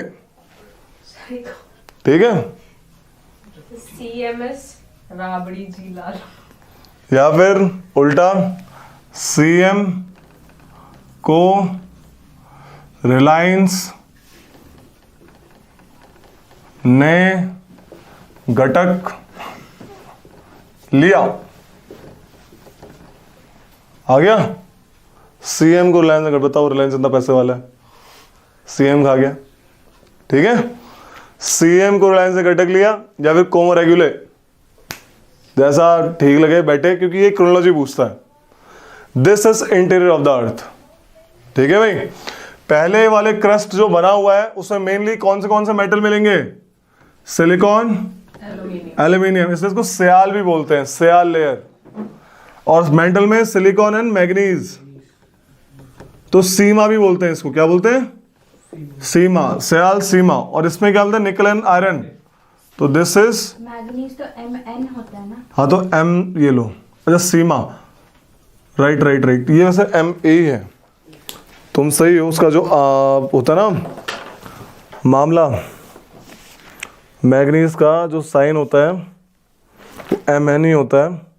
सर इसमें इनके ना फर्स्ट अल्फाबेट्स MA लिया है, बस लास्ट वाले निकल का वो उन्होंने. बिल्कुल बिल्कुल, तो मैग्नीज ही है. ठीक है, मैग्नीज ही है. कोई ऐसे वो नहीं लिया है, मतलब कि ऐसे करके कोई क्या कहते हैं उसको, क्या कहते हैं, सेंस बनाने के लिए ऐसे केमिकल फॉर्मूला. केमिकल फॉर्मूले. और नीफे, समझा कि sial sima nife are the layers, are the metal और मटेरियल नेम्स जो कि फाउंड होंगे इन लेयर्स में. ये आता है. ये लाल लाल क्या है? This is asthenosphere. This is asthenosphere. मैंने बताया लिथोस्फेयर किससे बनता है? Crust and upper mental. दिख रहा है? लिथोस्फेयर लिख देता हूं यहां पे. Lithosphere made up of crust plus upper mantle. समझ आ गई? Crust and upper mental, lithosphere. बना लो इसको. ठीक है भाई, तो ये इंटीरियर ऑफ द अर्थ है. समझाया? इंटीरियर ऑफ द अर्थ क्या होती है? Crust, mantle, core. Crust is the layer in which lighter atoms generally found, that is Sial and Sima, silica and aluminium. Okay, crust दो पार्ट में बटा है, एक ocean crust and continental crust. Ocean crust और continental crust किस boundary separated है? कॉन्ड्राइड discontinuity से. Fine. आपका क्रस्ट और मेंटल किस बाउंड्री सेपरेटेड है? मोर डिसकंटिन्यूटी से. मेंटल दो पार्ट में, ये सॉलिड, ये ऊपर के सारे सॉलिड पार्ट है. ठीक है, इसमें एक लेयर होती है एस्थेनोस्फेयर नाम की, जो कि सेमी सॉलिड नाम के उससे होता है. किससे? Semi solid. जैसे अपना टूथपेस्ट देखा है, वे ऐसे इस टाइप का होता है, लेकिन थोड़ा हार्ड वे में. Semi solid. This is the source of all the volcanic eruption. जो भी वॉल्केनिक इरप्शन से मामला आता है नीचे से, वो एस्थेनोस्फेयर में से आता है. समझ आ रही है? यहां से आएगा जो भी निकलेगा, यहीं से आपका लावा वगैरह मैग्मा जो आ रहा है सब यहीं से आएगा, एस्थेनोस्फेयर से. Source of all the volcanic eruption, asthenosphere. इसी के ऊपर आपके लिथोस्फेरिक प्लेट्स, तुमने पढ़ा होगा, हल्का हल्का सुना होगा. हमारी प्लेट्स, हमारे जो कॉन्टिनेंट्स वो प्लेट्स पे हैं. ठीक है, जिन्हें लिथोस्फेरिक प्लेट्स बोलते हैं. तो lithosphere, crust and upper mental is on the lithospheric plate. यही रीजन है कि मैंने बताया सेमी सॉलिड है ना, दलदल टाइप, तो वो प्लेट मूव करती हैं तो भूकंप आता है. समझ आ रहा है भूकंप क्यों आ रहा है? वैक्यूम रिएक्शन की वजह से तभी भूकंप यस, पड़ रहा है। हाँ। ठीक है, दिस इज द रीजन। भूकंप भी बताएंगे और भी बताएंगे आगे चल के, पता लगेगा कि ये कॉन्टिनेंट कभी एक साथ भी हुआ करते थे, प्लेट मूव कर गई। हिमालयन सिस्टम, प्लेट मूवमेंट क्या उसने बताया था, प्लेट मूवमेंट की वजह से हिमालयन सिस्टम बना है। Okay, so this is something is related to lithosphere, lithospheric plates, जो कि आपके एस्ट्रोनोस्फीयर। आपका मेंटल में सिलिकॉन मैग्नीशियम है जो कि सेपरेटेड है क्रस्ट से, मोर डिस्कंटिन्यूटी से। मेंटल खुद में दो पार्ट में बटा हुआ है, upper mantle and lower mantle, which is separated by repeated discontinuity. PY की क्वेश्चन है ये। एक बार आया था सयाल सेमा नीफे, इनको क्रोनोलॉजिकली लगा दो। एक बार आया ये क्रस्ट मेंटल कोर किससे सेपरेटेड, कौन से डिस्कंटिन्यूटी सेपरेटेड है। एक बार आया ये सारी आ गई, तो एक बार याद कर लो सारी सॉल्व हो जाना, राइट। आउटर कोर लोगों ने जब आपकी सेस्मिक वेव्स भेजी, जब सेस्मिक वेव्स आई, निकली, भेजी गई, पता लगा कि आउटर कोर जो है वो लिक्विड है। ओके, लिक्विड स्ट्रक्चर है, बेशक high temperature and high pressure है, लेकिन liquid because of high temperature and high pressure. ये थोड़ा नीचे गया तो सॉलिड हुआ, कंपैरेटिवली हल्का डिफरेंस आया, तो पता लगा इनको inner core is solid form, outer core is liquid form. तो ये तीन लेयर होती हैं हमारी अर्थ का। Interior is made up of these 3 layers, और ये खुद में ऐसे ऐसे सेपरेटेड है। समझ आया? अब अर्थक्वेक के बारे में बताते हैं कि अर्थक्वेक की क्या कहानी है। लोअर मेंटल क्या सॉलिड सॉलिड, ये mental is all solid, total mental solid, ठीक है। बस बीच में मेंटल के जो एस्थेनोस्फेयर है वो सेमी सॉलिड स्टेट में है, जिसके ऊपर लिथोस्फेरिक प्लेट्स घूमती हैं। ओके,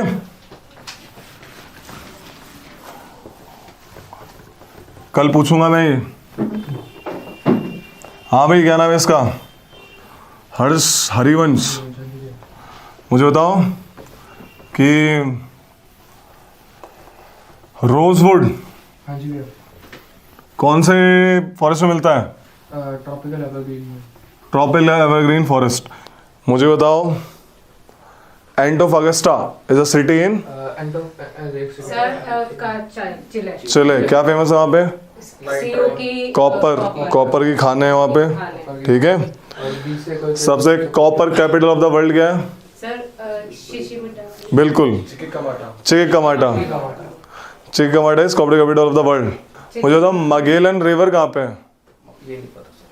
अर्थक्वेक क्यों आता है? देखो यार, क्या होता है अर्थक्वेक आने का कारण? मेनली होता है एनर्जी रिलीज होने का, ठीक है। एनर्जी कहीं से रिलीज होती है? मेनली जो अर्थक्वेक हम जिसके बारे में पढ़ते हैं वो है आपका सेस्मिक, यानी प्लेट टेक्टोनिक की वजह से आता है। क्योंकि प्लेट के मैंने बताया प्लेट्स हैं, सपोज ये 2 प्लेट हैं, दो देखो इधर, ये 2 प्लेट हैं। अब ये जॉइंट है तो यहाँ पे क्रैक होगा कहीं ना कहीं, तो क्रैक में से एनर्जी निकलती है, फॉल्ट लाइन जिन्हें कहते हैं। फॉल्ट लाइन में से एनर्जी निकलेगी तो वहाँ पे अर्थक्वेक आएगा। समझ आ रही है? जिस पॉइंट से एनर्जी निकलती है उसे फोकस कहते हैं।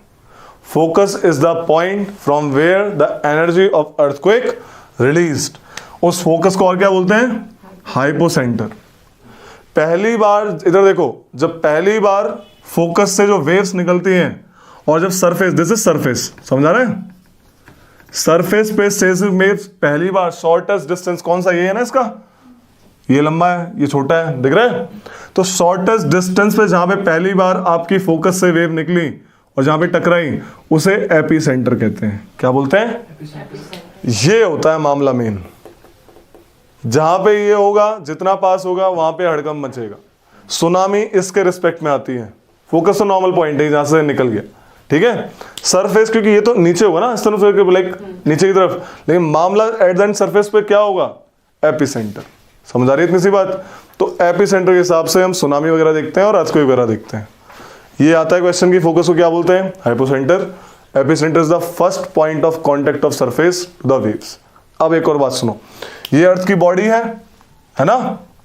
अर्थ की बॉडी है तो सेस्मिक वेव 2 टाइप की होती हैं। पहली टाइप क्या होती है सेस्मिक वेव की? Body wave. क्या कहते हैं? बॉडी वेव्स, जो अर्थ की बॉडी में से निकलती हैं, बॉडी के थ्रू जाती हैं, राइट। और दूसरी क्या होती है? सरफेस वेव, नाम ही दिख रहा है। तो ये जो बॉडी के थ्रू गई अर्थ के, फोकस से होते हुए जो अर्थ की बॉडी से गई, दीज आर पी वेव और एस वेव, कोई भी हो सकती है। P for primary, S for secondary. समझाया?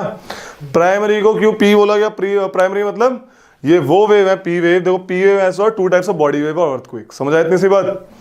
पी वेव को प्राइमरी इसलिए बोला गया क्योंकि ये सबसे पहले आके निकलती हैं। जब ये दोनों वेव सरफेस की तरफ गई तो सबसे पहले देखो एक ग्राफ बना दिया मैंने। सबसे पहले कौन सी आ रही है? फिर सेकेंडरी। तो जब ये पहले जाती है तो इसे प्राइमरी बोला गया। सेकेंडरी वेव थोड़ा सा लेट आती है। डिफरेंस बता रहा हूं पी वेव और एस वेव में। सिमिलरिटी पता लगा? दोनों क्या है? Body wave. डिफरेंस सुनो, पी वेव आपकी पहले पहुंच जाती है, सेकेंडरी वेव थोड़ी लेट पहुंचती है। पी वेव साउंड वेव की तरह होती है। पहला difference, P wave reaches first, है ना, reaches first to the surface. Second difference, P wave are like sound wave. मतलब इसके दो मतलब हैं। Sound wave, sound needs a medium to travel, solid liquid gas, है ना, वैक्यूम में नहीं चलती साउंड। तो साउंड वेव की तरह इसको भी तीनों मीडियम चाहिए चलने, तीनों मीडियम से पास हो सकती है, सॉलिड, लिक्विड एंड गैस। समझा कितने सी बात? क्यों है ये साउंड वेव की तरह? क्योंकि ये सॉलिड, लिक्विड, गैस तीनों से जा सकती है। समझाई? एस वेव क्या होती है भाई? एस वेव का उल्टा मामला होता है। यस, एस मतलब सेकेंडरी और एस से याद रखना solid, only solid, solid particle से ही ट्रेवल होंगी। इससे हमें पता लगा कि एस वेव कोर से पास नहीं होती। क्या आउटर कोर लिक्विड है ना, तो पता लग गया हमें कि भाई एस वेव नहीं है तो पक्का लिक्विड होगा यहाँ पे, पक्का कोई नहीं, या फिर गैस भी हो सकता है, राइट। तो कहीं ना कहीं हमने पता लगाया। इस टाइप से पता लगता है कि इनडायरेक्टली कैसे पता लगी, कोई गया थोड़ी है, वेव्स भेजी गई। तो ये कहानी क्या हुई? P wave like sound wave, S wave only travels through solid medium. ठीक है। तीसरी कहानी, साउंड वेव ही बोल दिया मैंने इसको। P wave are longitudinal wave. Longitudinal मतलब एनीबॉडी? बायो वाले? सर ये परपेंडिकुलर नहीं होती है। देखो जैसे डायरेक्शन ऐसी है तो direction of propagation of wave में वो कंप्रेसर और रेयरफेक्शन करता है। जैसे इसी तरफ जा रहा है तो इसी तरफ क्या करेगा? कंप्रेशन करेगा, रेयरफेक्शन करेगा, कंप्रेशन करेगा, रेयरफेक्शन। मतलब आसपास आएंगे पार्टिकल्स, दूर जाएंगे, आसपास आएंगे, दूर जाएंगे। साउंड वेव ऐसे ट्रेवल करती है कि ये वाइब्रेट ऐसे ऐसे करेंगे। ये पार्टिकल है, सपोज पार्टिकल्स, समझ आ रही है? ऐसे टाइप से, ऐसे ऐसे नहीं करेंगे, ऊपर नीचे नहीं करेंगे, ऐसे ऐसे। उसी जिस डायरेक्शन में वेव जा रही है उसी डायरेक्शन में ये कंप्रेशर, रेयरफेक्शन यानी वाइब्रेट करेंगे in same direction of propagation of the wave. ठीक है। इन्हें ट्रांसवर्स वेव कहते हैं। एस वेव क्या है? Transverse wave. क्योंकि ये क्या करते हैं? क्रस्ट और ट्रफ। ये आपके यस क्रस्ट एंड ट्रॉप बनाते हैं। ये परपेंडिकुलरली वाइब्रेट करते हैं। इसका समझ आ रहा है? ये परपेंडिकुलर वाइब्रेट करते हैं, ये सेम डायरेक्शन वाइब्रेट करते हैं। Transverse wave, longitudinal wave. ये है मेन डिफरेंस पी वेव और एस वेव में। आ रही है बात समझ में? अब एक और चीज, जब ये पी वेव और एस वेव बॉडी के थ्रू जाती हैं, अब बॉडी क्या है? सॉलिड, तो कंप्रेशन, रेयरफेक्शन करती है, वाइब्रेशन करती हैं। तो यहाँ पे ये डिफरेंट डेंसिटी के अकॉर्डिंग काम करती हैं। अर्थ हर जगह सेम डेंसिटी नहीं है अर्थ की, राइट। अलग अलग मटेरियल हो सकता है ना रास्ते में, जहाँ से जा रही है। पता लगा यहाँ पे मोटा है, यहाँ पे लिक्विड आ गया, क्या पता वहाँ पे पानी जमा हो, है ना, पहाड़ों के अंदर पानी होता है मे बी। तो वहाँ पे जिस तरीके से आती है उस हिसाब से इनकी स्पीड अलग अलग हो जाती है। ऑल्दो पी वेव की स्पीड ज़्यादा होती है एस वेव से, लेकिन इन दोनों वेव की स्पीड बदलती है एज पर द डेंसिटी। जितनी ज़्यादा डेंसिटी होगी उतनी ही ज़्यादा स्पीड होगी उस वेव की। समझ आ रही है इतनी सी बात? क्योंकि साउंड वेव है ना ये डेंसर। जैसे मैंने साउंड वेव को पता है बात, साउंड सबसे ज़्यादा किस में ट्रेवल करती है? सॉलिड, लिक्विड और गैस। लिख लो इसको, सॉलिड में लिखती है, करती है, नोट डालो। आया हुआ क्वेश्चन है। Sound travel fastest in solid then liquid then gas, क्योंकि डेंसर है वो, सॉलिड ज्यादा डेंसर है, लिक्विड कम डेंसर है।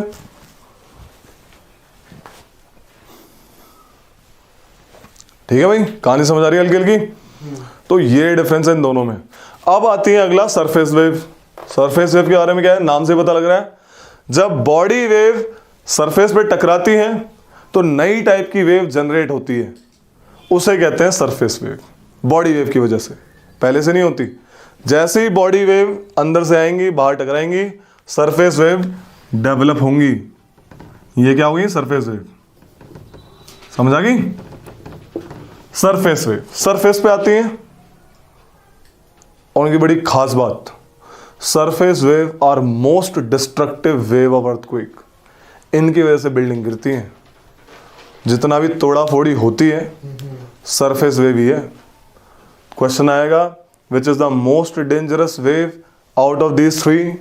Answer is surface wave, very dangerous, very. ठीक है? तो ये गाने तो this is the scene of earthquake. अंदर जा रही है, वाइब्रेट करती हुई जा रही है, ये सीडीएस के लिए इंपॉर्टेंट है, राइट? एक डायग्राम देखो, डायग्राम दिखाता हूं, इस डायग्राम को बना लो, पहले दिख जाएगा, समझ आ जाएगा, है ना? फिर डिफरेंस लिखवा देता हूं पीएनएस वेव का अलग से डायग्राम बना लो, फिर मैं डिफरेंस लिखवा देता हूं ताकि और भी अच्छे से समझ आ जाए। पहले पी वेव के बारे में लिखवा देंगे सारा का सारा, फिर एस वेव के बारे में लिखवा देंगे ना। लिख लो। अब पहले सिमिलरिटी लिखवा देते हैं एक अलग लाइन से, इसमें लिखो P wave and S wave, P wave and S wave are both type of body waves, are both type of body waves because they travel through body of the earth. Simple सी बात है, self explainable.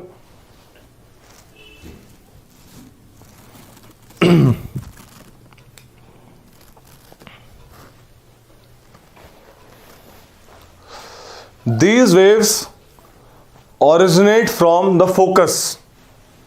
These waves originate from the focus, bracket में hypocentre, है ना?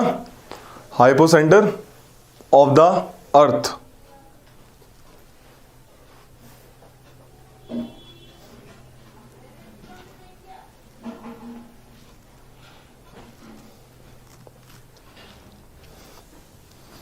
P wave, also called primary waves, P waves, also called primary waves,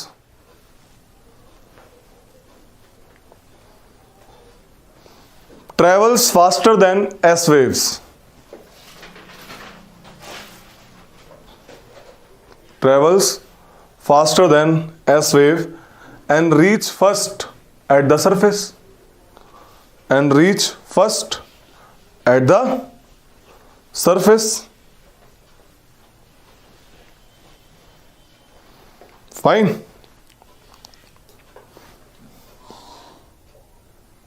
S waves reach the surface after some time lag, है ना? थोड़ा late पहुंचती हैं, after some time lag. दोबारा हो पी वेव पे। P wave travels through solid, liquid and gas, solid, liquid and gas. However,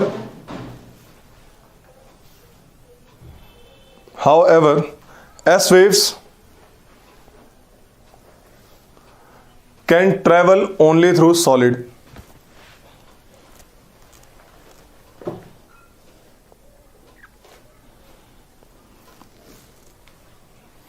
अब लिख लो अलग से सरफेस वेव के बारे में।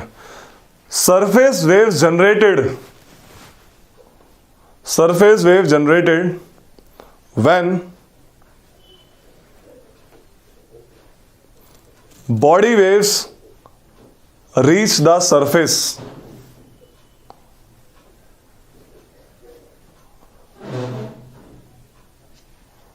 ठीक है, समझ आ गया? लिख लो इसमें, surface waves are the most dangerous waves for causing damage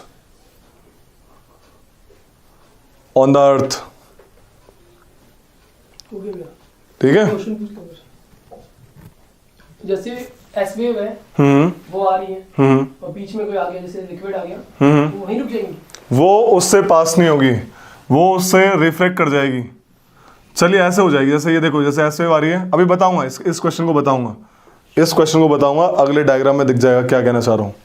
ठीक है, बिल्कुल शैडो जोन्स में। ठीक है, इसमें लिख लो पी वेव्स। अब एक मिनट सरफेस लिखवा रहा था ना, डेंजरस लिखवा दी। बिल्कुल, अब लिख लो अलग से, P waves is a type of longitudinal wave.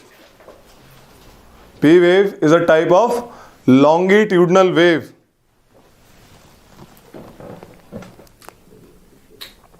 That is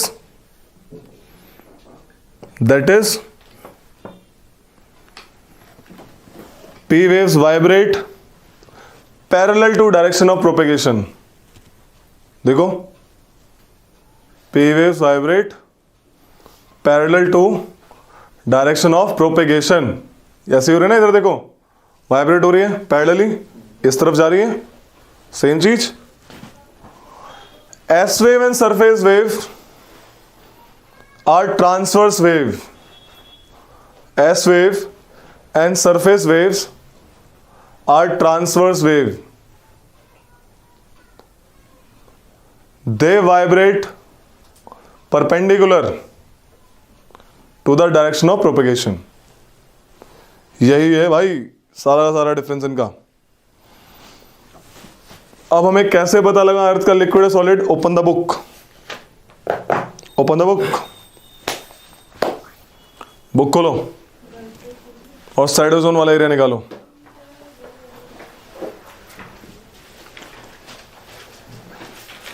ये वाला डायग्राम निकालो। हाँ यही, इसको भी दिखाओ।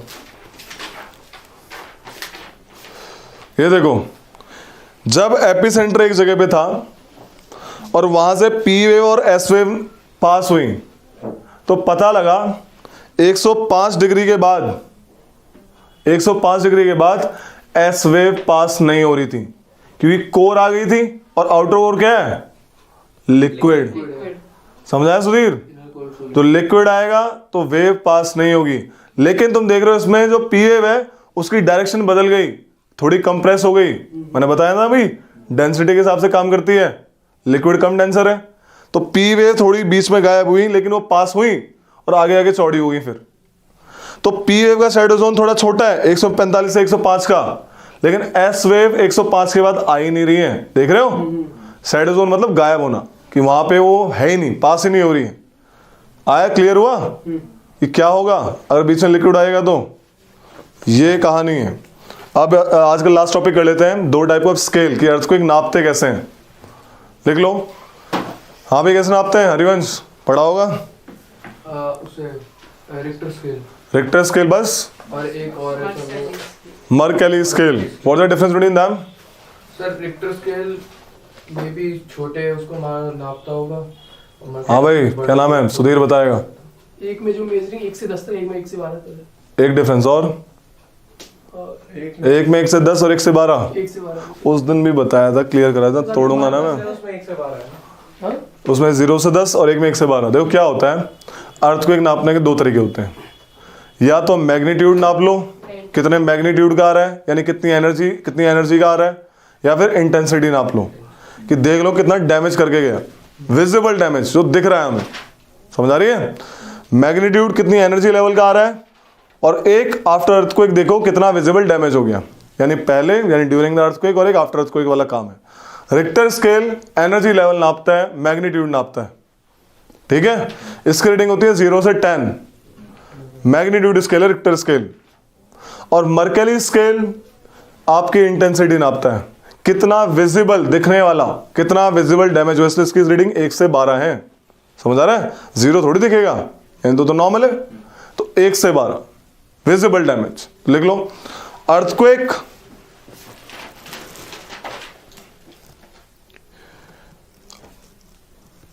is measured by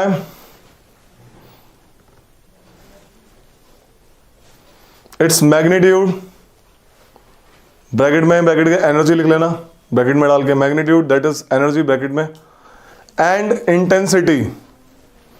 earthquake is measured by magnitude and its intensity.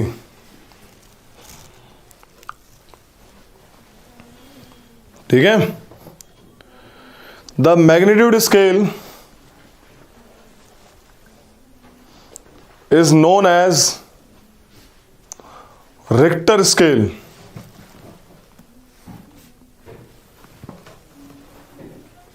it measures the energy released during the earthquake. It measures the energy released during the earthquake.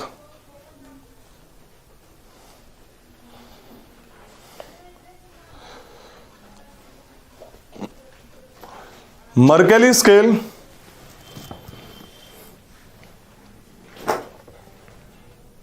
measures the intensity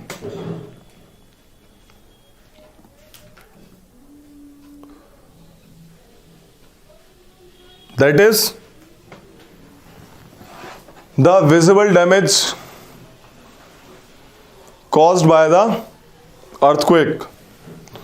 Richter की उन्हें range लिखवाई थी, नहीं लिखवाई ना, अभी लिखवा देते हैं. The Richter scale has range of 0 to 10, 0-10, ठीक है, 0 से 10 में नापता है. And Mercalli scale has range of 1 से 12. यूनिट क्या है? बस ये नंबर्स हैं, कोई यूनिट नहीं है. स्केल है, नंबरिंग होती है. अच्छा इतने रिक्टर का है, ठीक है, इतने Mercalli का है, ऐसे करके, ठीक है. This is thing. कल वॉल्केनो कराएंगे और प्लूटोनिक रॉक कराएंगे. अब इसको कर लो बंद. अब तुमने बंद मत करो, बुक खोल लो, कॉपी खोल लो. तुम्हारे पास 5 मिनट है. रिवाइज फर्स्ट बुक, पहली बुक रिवाइज करो और मैं पूछूंगा. अभी कल भी बोला था, होमवर्क दिया था फर्स्ट बुक रिवाइज करने के लिए.